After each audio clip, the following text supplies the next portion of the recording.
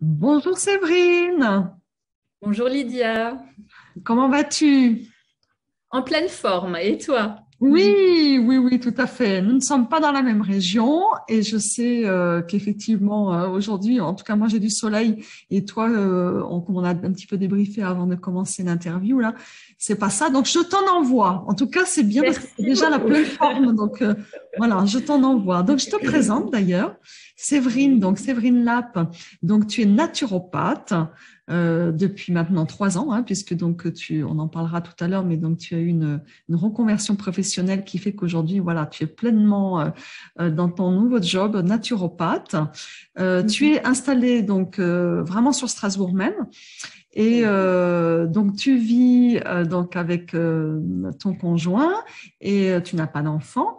Et donc, tu n'as pas tout à fait mon âge encore, ça va venir, mais prends le temps. Tu as 46 ans, voilà. Donc, c'est pour situer un petit peu, en fait, ton cadre de vie et voilà, qui tu es. En tout cas, Séverine, déjà, un tout grand merci d'avoir accepté, voilà, cette interview qui sera diffusée à titre privé, puisque c'est dans le cercle privé de mon groupe Facebook des femmes hypersensibles, harmonieuses et heureuses. Merci infiniment à toi. merci à toi pour l'invitation. Je suis ravie de participer à cette interview. Voilà. Alors, la thématique, Séverine, hein, donc c'est oser être soi en tant que femme hypersensible. Et si je t'ai invité, bien sûr, c'est à ce titre-là, en tant que femme hypersensible. Aujourd'hui, on en parle peut-être plus qu'avant de cette hypersensibilité, cette haute sensibilité, en fait. Alors, dans certains livres, c'est même l'ultra-sensibilité. Alors, c'est bon d'en parler. Et en même temps, à travers cette interview, d'ailleurs, on aura l'occasion certainement de toucher ce sujet-là. C'est bien aussi de s'en détacher parce qu'on n'a pas forcément à être collé à une étiquette, en fait, mais c'est quand même bien de comprendre son fonctionnement, en fait. Hein. C'est ça, le truc, et arriver à dépasser ensuite pour vivre ça pleinement sa vie. Voilà. Alors, Oui, Séverine, oui, dis-moi, tu voulais réagir non, peut-être. j'allais dire, je suis tout à fait d'accord. Effectivement, moi, en consultation, quand je reçois des personnes qui ont une haute sensibilité ou quand moi-même je sens peut-être qu'elles ont une haute sensibilité, ben, j'investis, je pose quelques questions autour des caractéristiques pertinentes. Et effectivement, je dis que c'est un don, mais l'idée, c'est pas de mettre les personnes dans une case, mais de leur donner des clés de compréhension de soi pour mieux fonctionner déjà avec elles et leurs émotions et aussi ben, avec leur entourage. C'est ça, c'est ça. On se rejoint là-dessus. Toi, Séverine, est-ce qu'il y a eu un moment en particulier où tu dirais que tu as eu justement un peu comme une révélation, le flash que effectivement tu fonctionnais différemment et que c'était ça en fait? Ou alors c'est quelque chose qui tu as toujours su en quelque sorte et donc c'était presque naturel effectivement aujourd'hui de concevoir que la vie est faite avec cette particularité-là. Comment ça s'est passé en fait pour toi, cette identification? Alors, moi, je me suis aperçue de mon hypersensibilité lorsque j'ai fait un travail sur moi suite à mon burn-out. Hmm. Donc, j'ai malheureusement brûlé, on va dire, en 2013. Et ça a été le début d'un parcours personnel autour de moi, de mon fonctionnement, effectivement. Bah, en l'occurrence, par rapport au burn-out, c'était dans le monde professionnel. Mais du coup, ça pose aussi des questions sur l'univers personnel. Donc voilà, au fil de mes rencontres, je pense qu'à un moment, je suis tombée sur un article ou un livre, je ne sais plus exactement, qui parlait d'hypersensibilité. Et ah bah si, voilà, je m'en souviens maintenant, c'était le livre d'Hélène Aron, Hmm. Trop sensible, quelque chose, enfin bref, la couverture, alors je me souviens plus du titre exact, mais la couverture, c'est Ah, la un couverture. parapluie avec des personnes en dessous. Ouais, ouais, ouais, ouais, oui, c'est un livre assez Et connu, effectivement. Je me souviens pas le titre exact non plus. Moi, je l'ai pas lu, mais j'ai entendu déjà cette référence de nombreuses fois. Oui. oui, alors donc, bah, du coup, j'ai vu ce livre, enfin quelque part, du coup, je l'ai acheté, je l'ai lu, je l'ai dévoré, et ça m'a vraiment permis de comprendre comment je fonctionnais en fait. Hein. Ça m'a donné vraiment un nouvel éclairage, hein, parce que Hmm. comme j'étais dans un parcours de développement personnel, l'idée c'est aussi de donner parfois un nouvel éclairage sur des événements qui ont pu se produire par le passé pour les comprendre aussi ou les appréhender différemment et changer peut-être le regard aussi hein, qu'on porte dessus. Hein. Donc, moi, ça a été une révélation. Mais finalement, quand j'avais fini de lire ce livre, je me suis dit, j'ai toujours été comme ça, mais Ah ouais. je ne m'en rendais pas compte. Donc, quand je dis j'ai toujours été comme ça, j'étais une enfant très timide, très connectée à la nature. J'ai grandi à la campagne, donc j'étais vraiment entourée d'animaux. J'étais toujours fortement impactée par leur décès, parce que malheureusement, les animaux ne vivent pas aussi longtemps que nous. Très empathique aussi dans mes relations avec les autres. Tu l'as Parfois décrit faire comment? passer... Tu l'as décrit comment cette empathie? Parce que si À tu la faire... vivais Ouais. déjà, voilà, comment tu l'as décrit? Alors, je la décris en fait, à l'époque, c'était je faisais passer les besoins des autres avant les miens. J'étais très à l'écoute, mais j'absorbais beaucoup, un peu comme une éponge émotionnelle, sans finalement savoir trop quoi en faire par la suite. Et là, c'est au fil de mon cheminement qu'aujourd'hui, j'ai compris effectivement que j'ai une forte empathie et ça me sert effectivement aujourd'hui dans le cadre de ma nouvelle activité professionnelle. Ouais. Alors, Donc, la révélation, c'était ouais. effectivement après le burn-out. Et après, c'est suivi tout un cheminement. Ça L'année n'a pas été un dernière, choc spécifiquement, j'entends bien. Ça a été presque une évidence que c'est, ah ben oui, oui, tu t'es une reconnaissance c'est de ça. finalement de toi, que tu as fonctionné toujours comme ça. Et là, c'était un éclairage, quoi, vraiment. C'est ça. C'est Mm. ça. Et l'année dernière, j'ai décidé d'être accompagnée par une neuropsy pour passer les Oui. tests justement sur la haute sensibilité et aussi le haut potentiel. Mhm. Donc, alors le haut potentiel est parfois, enfin les deux sont pas forcément liés. On peut être soit haut potentiel, soit haute sensibilité. Bon, il s'avère que moi j'ai les deux, mais là aussi, ça m'a donné un nouvel éclairage aussi sur une partie de ma vie. En tout cas, pour en revenir à la haute sensibilité, il y a effectivement aussi le côté créatif que moi j'avais mis un peu de côté sur mon dernier poste, notamment avant le burn-out. Et je pense que ça fait partie de moi, effectivement, et que j'ai besoin de créer. Donc, voilà, j'ai une imagination débordante. Le cerveau fonctionne très vite. J'ai donc cette pensée en arborescence aussi, ou d'une idée, il y a tout un arbre qui se crée. Parfois, les gens ont un peu de mal à me suivre. Mais du coup, maintenant que j'ai compris comment je fonctionnais, ça me sert effectivement à mieux aussi vivre avec les autres, tout simplement. J'ai une amie qui me disait souvent, quand on était plus jeune et qu'on sortait ensemble et qu'on se retrouvait dans des lieux publics, qui me disait, mais toi, tu parais hautaine quand on ne te connaît pas, alors qu'en fait, tu es super sympa.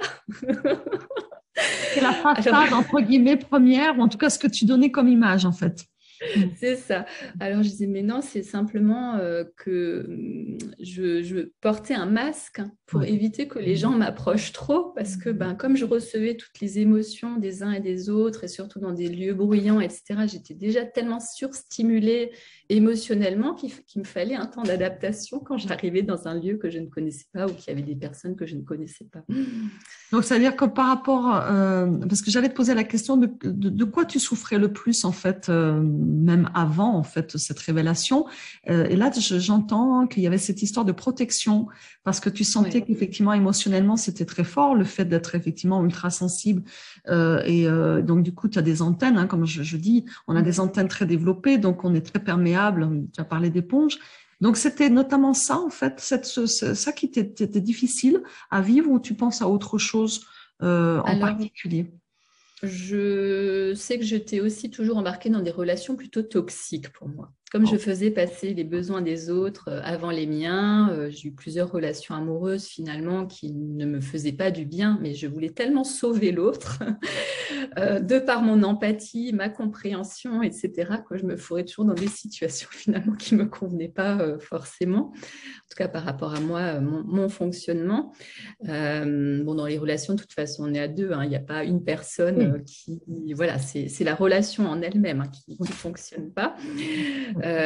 Donc, c'était ça. Ou alors, les montagnes russes émotionnelles aussi. De pouvoir passer du rire du rire aux larmes tellement facilement, juste en un claquement de doigts, de ruminer aussi très longtemps sur des événements qui étaient difficiles, de rester bloqué en fait sur cette émotion et de ne pas arriver à comprendre finalement ce qui se cachait derrière. Donc là, en l'occurrence, souvent c'est de la tristesse, tristesse ou colère. Ça, c'est des émotions qui m'habitent. Ouais, c'est dingue quand même. Voilà, Séverine. Donc, du coup, je te repose la question par rapport à ce que tu disais, tu évoquais sur, avant cette révélation, tu disais que ton hypersensibilité pouvait voilà, être compliquée à vivre dans certains domaines et notamment dans le relationnel, avec des relations Oui, toxiques affectives que tu avais. Tu peux peut-être un oui. peu plus expliquer comment ça se passait, s'il te Oui, plaît? alors en fait, effectivement, par rapport à mon empathie et du coup, mon, mon besoin finalement de faire passer les besoins des autres avant les miens, je me perdais, moi, dans les relations. Et quelque part, je voulais sauver l'autre, de quoi je ne sais pas. Mais je m'accrochais finalement à des relations qui ne me faisaient pas du bien, tout simplement. Et en fait, je me rends compte maintenant en parlant qu'il y avait à la fois le domaine amoureux, hein, donc personnel, mais aussi sur mon dernier poste, hein, le domaine professionnel. Donc voilà, j'étais aussi dans une relation qui n'était pas forcément très saine avec mon patron. Et voilà, je pense que que je manquais de capacité à fixer des limites. Parce que derrière tout ça, je l'ai compris maintenant, il y avait le besoin d'être aimé, coûte que coûte. Donc, que ce soit professionnellement et du coup lié à mes compétences, mon savoir-faire, etc. Ou personnellement. Et là, je ne savais pas dire non, hein, tout simplement. Donc, finalement, quand on ne sait pas dire non, on se retrouve dans des relations, comme je disais, il n'y a pas de limite et on va parfois un peu trop loin finalement dans ce qu'on est capable, hein, de donner et on n'a plus forcément les moments ressources dont nous, on a besoin en tant qu'hypersensible pour simplement calmer un petit peu le système nerveux, revenir à soi en fait. Mhm. Quel est le risque d'ailleurs? Parce qu'on parle de ça, c'est intéressant. Jusque-là, dans les interviews, on n'en a pas plus parlé.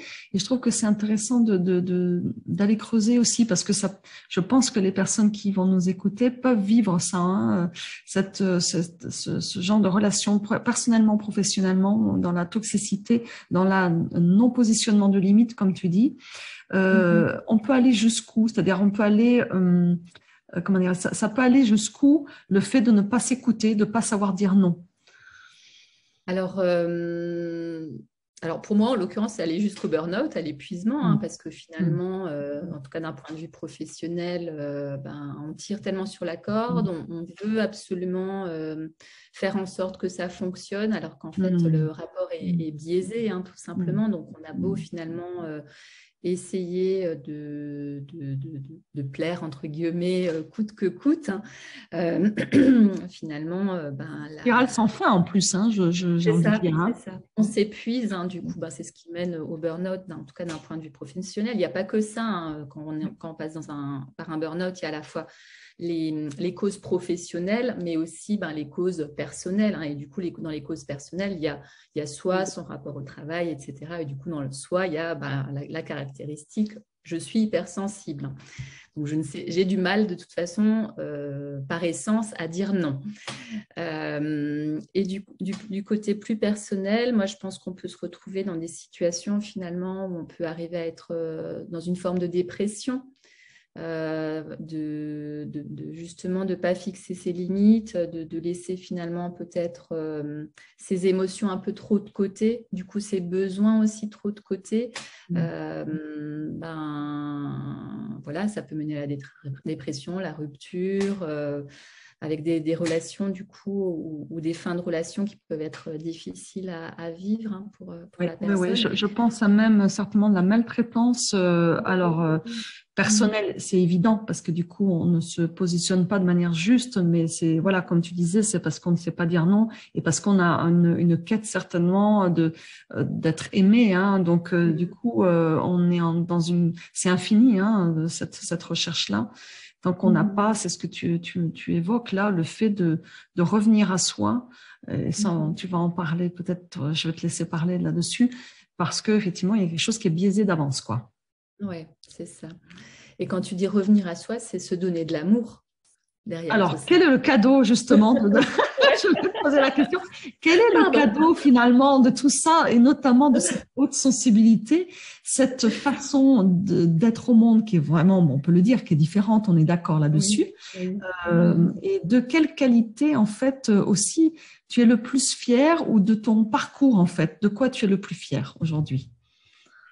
Alors, je remercie le burn-out. Alors, si jamais il y a des personnes qui nous écoutent, hein, qui sont dans cette situation, je sais que c'est extrêmement difficile, ou d'autres crises de vie, hein, je sais que c'est extrêmement difficile à vivre, hein, quand on est, on va dire, au fond du trou, hein, parce que c'est ça, hein, on va dire, il y a une solution, soit on continue à creuser et on va encore plus loin. Bon, à un moment, j'espère que c'est plus possible, soit ben, voilà, on s'arrête et on se dit maintenant, je mets en place des choses qui me font du bien à moi pour me ressourcer, parce que finalement, on est chacun notre propre priorité. C'est ça. Et moi, j'estime donc, enfin, je remercie le burn-out de m'avoir ouvert les yeux et de m'avoir permis de prendre le temps. Parce qu'aujourd'hui, le temps, c'est un luxe, hein. J'ai l'impression qu'on court tous voilà, après ce temps, après l'horloge. Et du coup, moi, je m'étais fixé en fait une année sabbatique, hein, quand j'ai quitté mon entreprise, en me disant cette année, je la prends pour moi. Je fais des choses pour moi. Je suis fatiguée, j'ai besoin de retrouver de l'énergie. Et ben, j'ai testé plein de choses. J'ai testé du Reiki, de l'acupuncture, des thérapies plus énergétiques, enfin, j'avais fait une psychanalyse, mais je sentais que la psychanalyse pour moi n'était pas suffisante. J'avais besoin de m'ouvrir en fait à d'autres domaines que j'avais peut-être mis un peu trop de côté. Justement, tout ce qui est émotionnel, je l'avais, on va dire, bien camouflé, parce que comme je n'arrivais pas à le gérer, hop, je portais le masque. La Comme boîte ça, de c'était Pandore, tu tout, sais, hein. tu mets dedans et puis le jour où tu ouvres, là, ouh, En gros, il y a tout qui te retombe, voilà, t'explose à la figure. C'était exactement ça.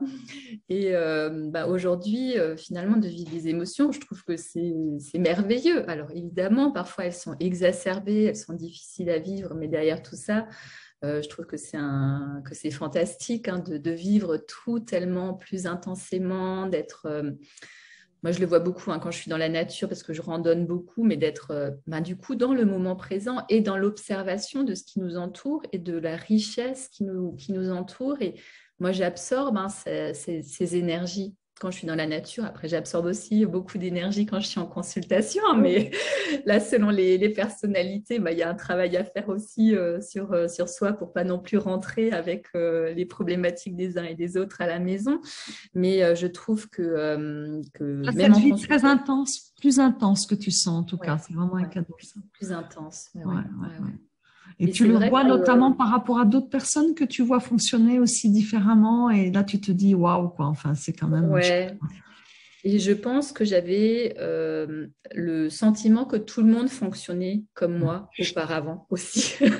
Donc, Donc, c'est ça aussi qui pouvait être source d'incompréhension avec certaines personnes, effectivement, ou dans des relations toxiques dont on a parlé tout à l'heure, parce qu'on s'imagine que les autres fonctionnent comme nous, alors que non. Donc, à un moment, ben, voilà, au moins, on remet un peu les pieds sur terre. ah ouais. J'ai Et, l'impression que tu dis qu'en fait, là, tout ça, tous ces événements dont tu t'es servi comme des leviers, hein, on est bien d'accord, ouais. pour te connaître mieux et t'aimer, en fait, ça a été une croissance, en fait, une vérité quelque part plus ajustée de qui tu es avec toi-même et au monde aussi. Voilà. C'est ça, ouais, ouais. En fait, ben, toute cette crise, hein, moi, que je qualifie aussi un peu de crise existentielle, hein, parce Ouais, que le ouais, burn-out, ouais. j'ai croisé sa route, on va dire, avant la quarantaine. Donc, il y a pour les femmes parfois aussi bah, tout un questionnement autour de ça. Et c'est une période qui m'a vraiment invitée à réfléchir sur moi, qui j'étais, ce que j'avais envie d'apporter aux autres, donc quelle est mon identité finalement, quelles sont mes valeurs. Et aujourd'hui, je sais que pour rien au monde, je laisserai quelqu'un, comment dire, rentrer en conflit avec mes valeurs. Voilà. Le respect, Beau, pour moi, ça. c'est très important. Donc, voilà, aujourd'hui, ben, bon, j'ai la chance, on va dire, d'être à mon compte, hein. Donc, Ouais, ouais, ouais, ouais. j'ai choisi cette activité aussi parce que ben, j'ai un problème avec l'autorité. Parfois, c'est aussi une des caractéristiques des hypersensibles parce qu'il y a un besoin de liberté très, très important ou d'autonomie. Voilà. Donc, Oui, en même temps, tu vois, c'est ne pas se voiler la face, en fait, et essayer absolument de rentrer dans enfin, ce que j'appelle moi un peu des moules ou des façons de fonctionner qui ont toujours été comme ça dans la plupart des institutions. Et en fait, j'entends bien qu'effectivement, toi, tu as essayé, hein, et c'est pas, comment dirais-je, chapeau, en tout cas, chapeau bas d'avoir, voilà, multiplié, en fait, tes façons comment dire, de faire au mieux en tout cas. Et c'est vrai que l'hypersensible, on le dit aussi, est quand même perfectionniste et en tout cas a vraiment à cœur et très professionnel dans ce qu'elle fait parce qu'il y a une question de respect pour les autres, mais c'est en lien bien sûr avec cette histoire de respect de soi. Mais maintenant, peut-être la balance, elle est tournée justement plus vers toi. Ça ne veut pas dire que tu vas pas faire un moins bon boulot, bien au contraire, vis-à-vis des autres, parce qu'il sera plus ajusté en fait. Hein. Et donc, j'entends bien qu'en plus, voilà, on le partage, cette valeur-là, évidemment, la liberté, ce qui permet, et voilà, être vrai avec soi-même, que on peut rentrer dans des institutions, on peut rentrer dans les fonctionnements des organisations, mais il faut être très au clair de quelle est la limite, en fait, jusqu'où on va, parce que sinon, ça veut dire qu'on va se faire du mal, quoi. C'est ça, ouais. Et c'est vrai que le perfectionnisme, pardon, j'en ai pas parlé, mais c'est une des caractéristiques effectivement des personnes qui ont une haute sensibilité. Et on est toujours dans quelque part derrière, j'ai besoin d'être aimé parce que je veux que tout soit parfait pour éviter les reproches.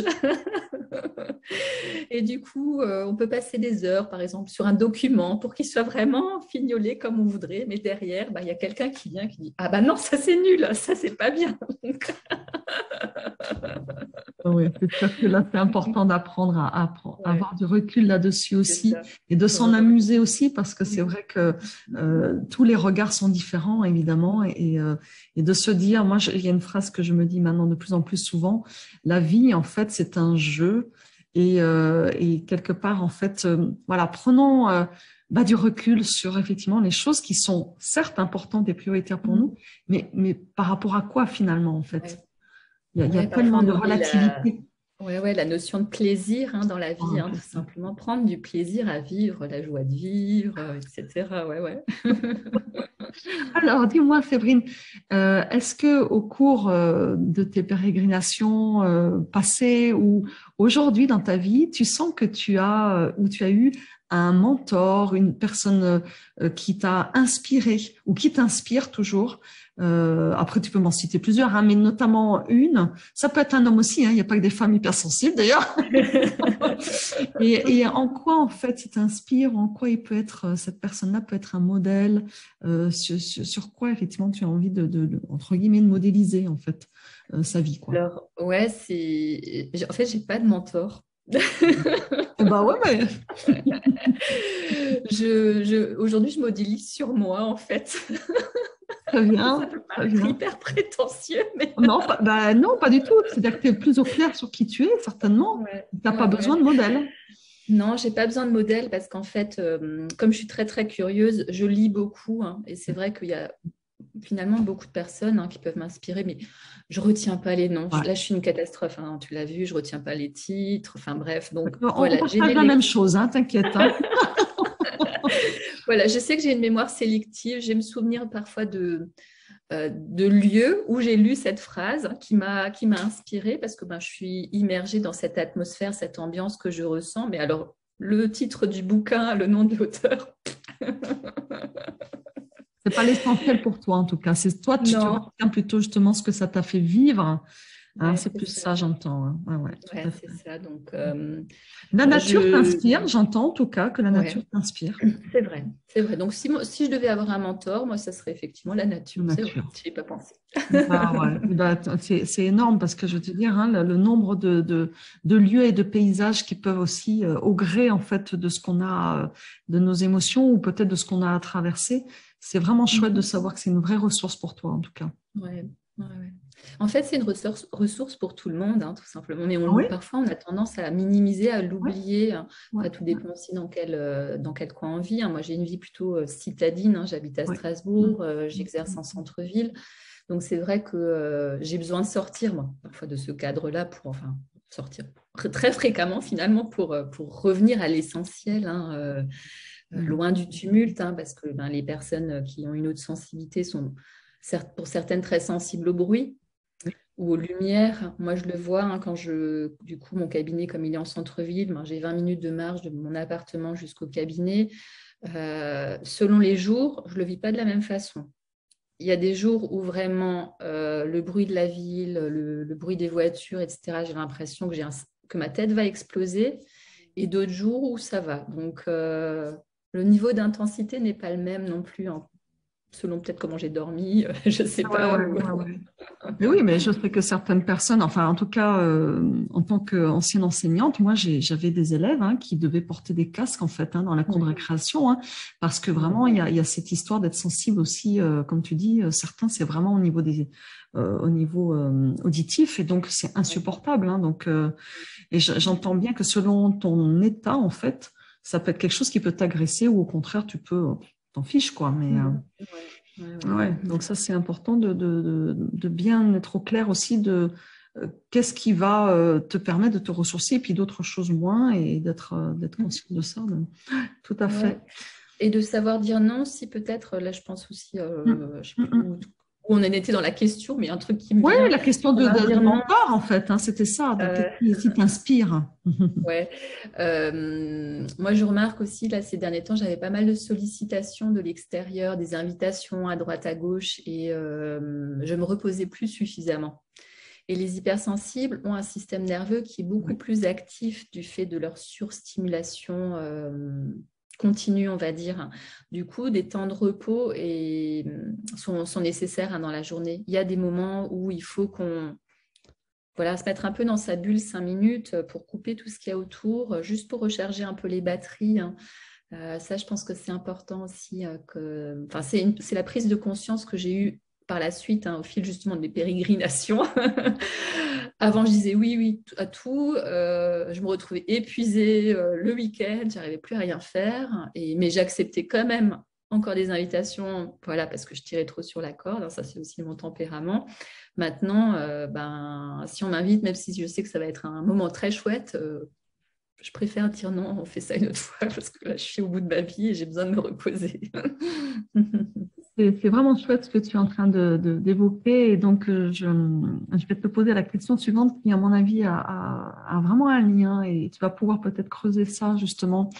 Oser être toi en tant qu'hypersensible, en fait, de manière authentique et vraie. On est d'accord que c'est une quête, évidemment, et c'est une recherche continuelle et un exercice quelque part aussi d'ajustement. Qu'est-ce que ça signifie très concrètement aujourd'hui? Comment tu mets les choses en place justement dans ta vie pour être dans cet alignement en fait? Alors, déjà, j'ai choisi une activité qui correspond à mes valeurs. Donc, l'authenticité en fait partie aussi, d'ailleurs.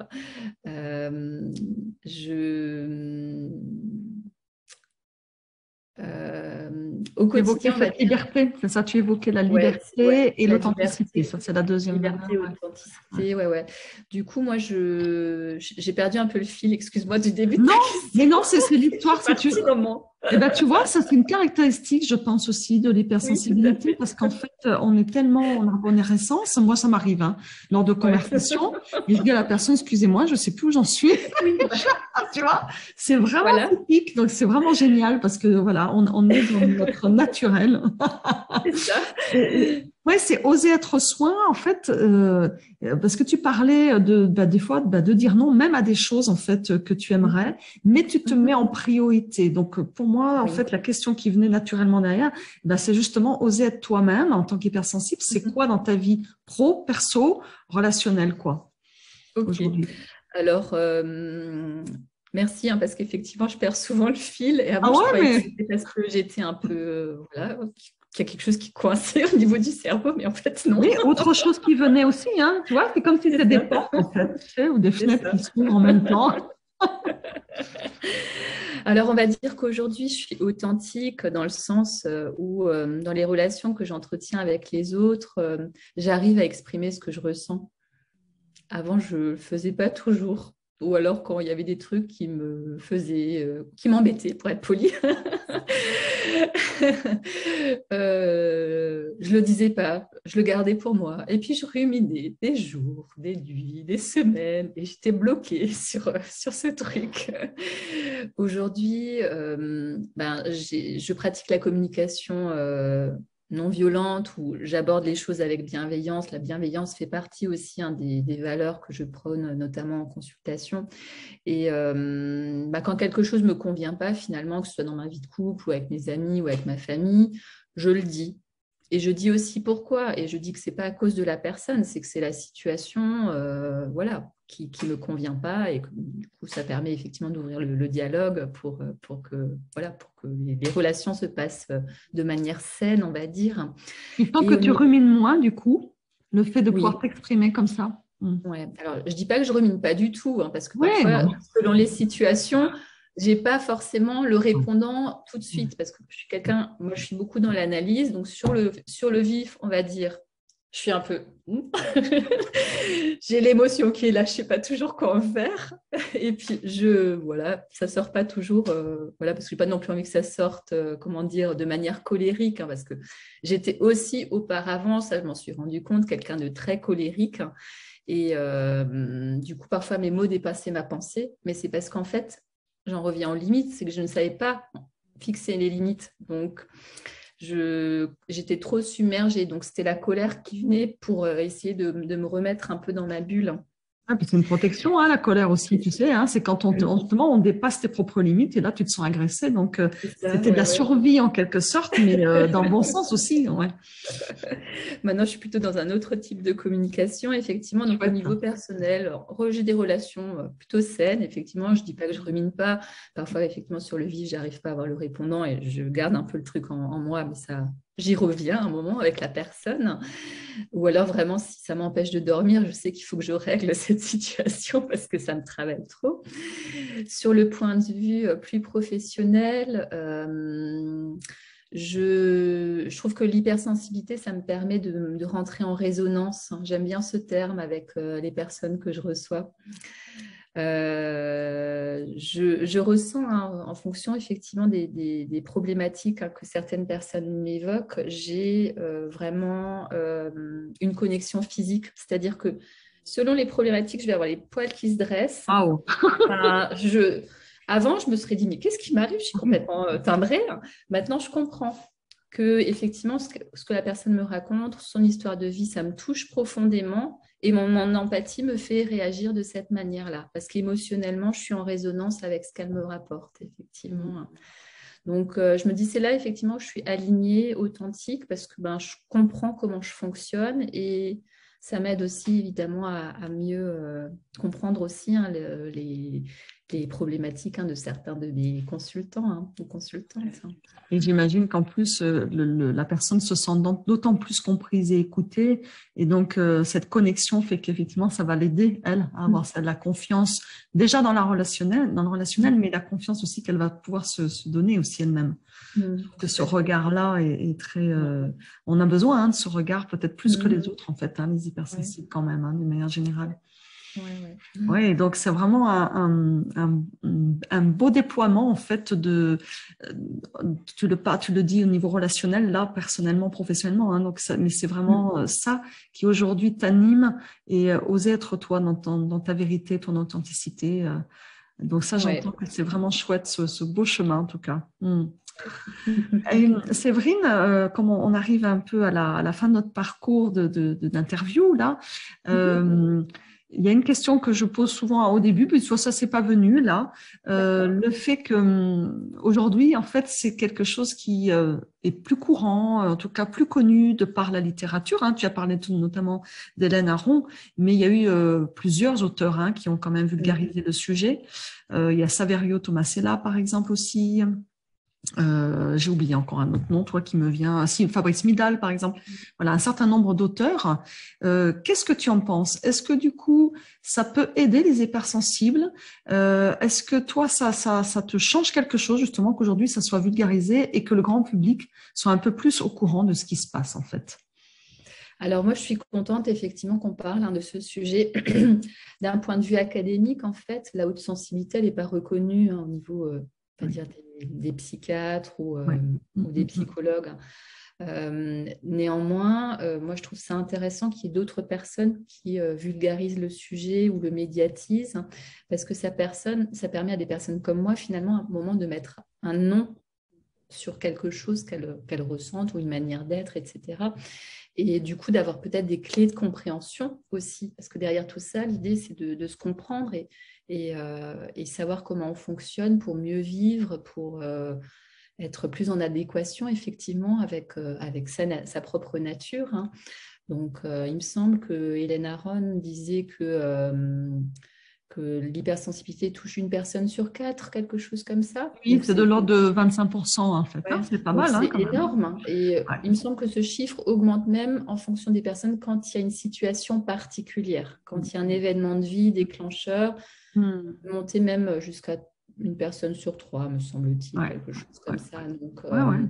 Ouais, c'est une réalité, enfin, on est bien ouais, d'accord c'est en une fait, réalité. hein. Finalement, quand tu te balades dans la rue, tu te dis, ben, autour de moi, ben, il y en a plein qui sont comme moi.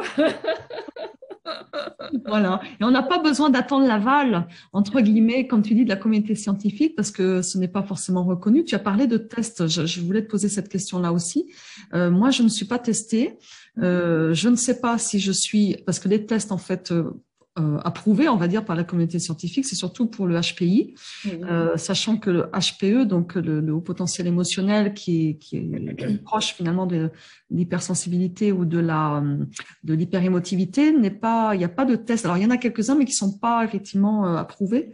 Donc est-ce qu'on a besoin de ça finalement? Parce que toi, tu as été jusqu'à cette démarche. Et en quoi justement le fait d'aller dans cette démarche, notamment, qu'est-ce que ça t'a amené ou qu'est-ce que ça t'a amené de plus, quoi? Alors la démarche, je crois que je ne l'ai pas faite uniquement par rapport à la haute sensibilité. J'avais besoin de voir effectivement au niveau du haut potentiel parce qu'il y a d'autres caractéristiques qui sont rattachées à ça encore. J'avais besoin de creuser cette partie-là, effectivement. Et la neuropsychologue m'a très bien expliqué effectivement que le test qu'elle fait passer, qui est le test WAVES, c'est pour mesurer le quotient intellectuel. Bon, on peut aussi remettre en cause, hein, en question Oui, oui, oui. ce test-là et cette façon de mesurer finalement l'intelligence. Mais elle m'expliquait en fait que l'intelligence émotionnelle et du coup le côté HPE, elle le voit plus effectivement elle le constate en fait dans les relations, dans l'échange qu'on a, parce qu'il y a un échange, il y a plusieurs échanges d'une heure, et effectivement c'est là où elle va remarquer les attributs, les caractéristiques de la haute sensibilité.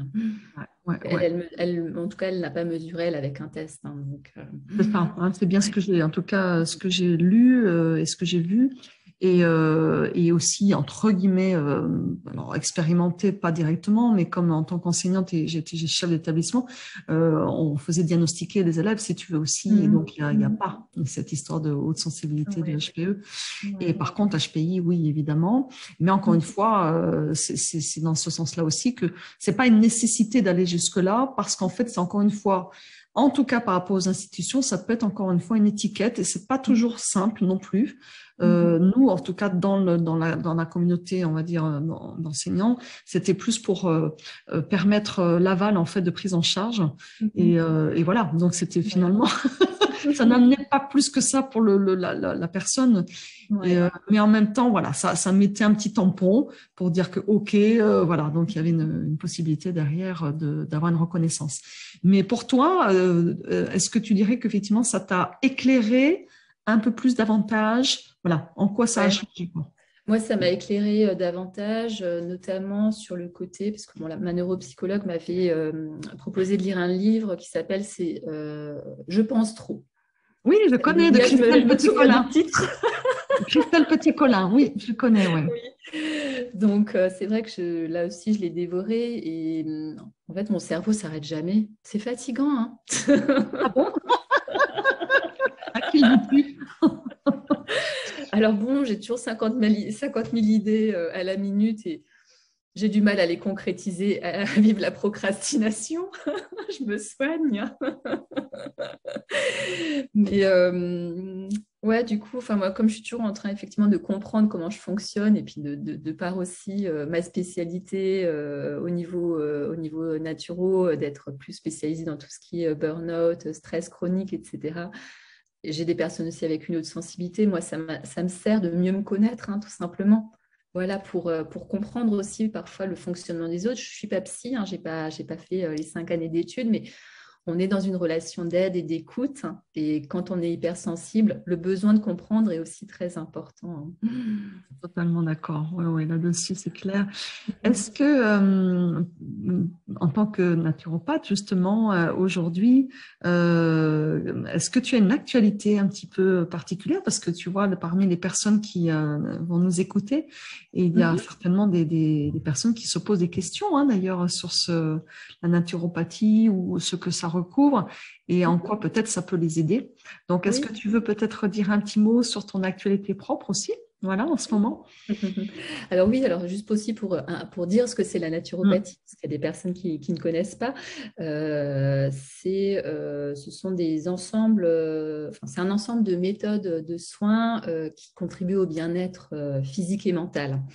Donc, on travaille sur l'alimentation, la gestion du stress, l'accueil des émotions et mouvement oxygénation. C'est les 3 piliers. Derrière tout ça, les outils, ça va être l'alimentation principalement, la phytothérapie, donc les plantes, l'aromathérapie, les huiles essentielles, les compléments alimentaires si besoin. Je j'ai pas une forte actualité en ce moment. J'ai pas mal de consultations. J'ai pas le temps de développer d'autres choses. Alors, les consultations, soit elles se passent en physique à Strasbourg au cabinet, soit je reçois aussi à distance. Tu laisseras, je pense, hein, mes coordonnées pour les Oui, bien personnes qui sûr, bien sûr, bien sûr. veulent aller Je mettrai. regarder un petit peu Mhm. ce que je peux proposer. Donc, je suis spécialisée en stress, burn-out, mais aussi dans tout ce qui est troubles hormonaux féminins. Du coup, ça peut être des symptômes, un symptôme prémenstruel, donc des règles douloureuses, endométriose, syndrome des ovaires polykystiques, arrivée de la ménopause, donc préménopause, ménopause, toute cette période un peu charnière. Voilà, on va dire ça, c'est mes domaines de spécialité. Mais la naturopathie vient aussi pour tout ce qui est troubles digestifs, troubles du sommeil. Bref, en tout cas, on considère l'individu de manière holistique et c'est ça qui est intéressant et c'est aussi pour ça que je me suis tournée vers ce métier. On est un tout.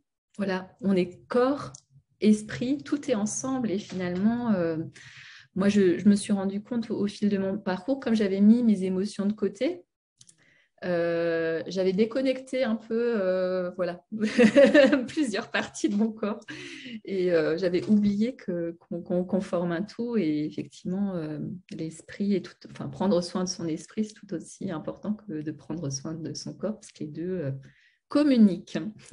Oui, tout à fait. Merci en tout cas de cette explication très claire et très exhaustive de cette approche globale, holistique dont tu parles en fait de la prise en charge par rapport aux mots MAUX qui disent bien souvent les mots MOTS qu'on n'arrive pas à exprimer ou en tout cas qui sont restés bloqués. Et Ouais. c'est intéressant d'aller aller voir pour dépasser tout ça, hein, pour pouvoir vivre justement cette vie en authenticité, cette vie en tant qu'être unique. Et pour moi, l'objectif, c'est de devenir quelqu'un d'épanoui, qui ose aussi, voilà, sa voix dans tous les sens du terme, hein, VOX et VOIE. Ouais. Et en ce sens-là, je te remercie vraiment profondément tout ce que tu as pu nous témoigner, nous livrer. Est-ce que tu as, pour conclure, un message, un petit secret, une petite clé particulière que tu aimerais, à l'issue de l'interview, donner à ces femmes qui sont effectivement dans une crise de vie ou dans un schéma répétitif de crise, en particulier de par leur hypersensibilité aussi? Et peut-être pour démarrer ou en tout cas se remettre le pied à l'étrier de quelque chose de bon pour elles. Voilà. Ouais. Moi, il y a un petit mantra que je répète souvent, c'est je suis la personne la plus importante pour moi et j'accueille à moi ce que je mérite. Voilà. Tu peux la répéter, oui, encore une fois, la qu'on se met intègre. Je suis la personne la plus importante pour moi et j'accueille à moi ce que je mérite. Ben, les mots, là, ils sont pesants d'or, hein, comme on dit. Ouais, Hein. ouais. Alors Mmh. voilà, je vous ai partagé mon petit mantra. Ah, oh là là, merci, merci pour ton petit secret, là. Merci infiniment, Séverine, pour tout ce Merci à toi. partage et puis pour ta générosité. On sent ton cœur dans ce que tu fais. Merci. Merci beaucoup. À bientôt. À bientôt. Au revoir. Au revoir.